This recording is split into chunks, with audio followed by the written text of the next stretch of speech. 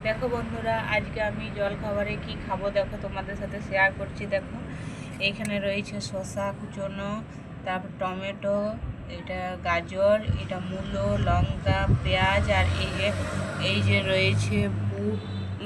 আমরা বুট বলি এগুলো, এছাড়া ছোলা কিংবা এগুলো ছোলা, গোটা ছোলা, আর এগুলো হচ্ছে গোটা মুগ, অঙ্কুরিত হয়েছে, একটু একটু হয়নি। এগুলো দিয়ে আমি এবার দেখো স্যালাড বানাবো। এই স্যালাডটাই আমি প্রায় প্রত্যেক দিন খাই, ওই জন্য বানাচ্ছি। দেখো এগুলো সব একসাথে এইভাবে মিক্স করে নেব।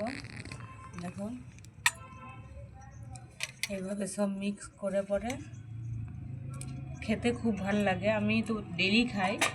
তো দেখো, আর এই যে নুন দিয়ে দেবো, তোমরা মশলাও দিতে পারো, যারা মশলা খাও তারা মশলা দিয়ে বানাতে পারো। তো আমি মশলা যেহেতু খাই না, একদম স্যালাড, এগুলো আমি ডেলি জল খাবারে খাই। এটা হেলদিও আর খেতেও খুব ভালো লাগে।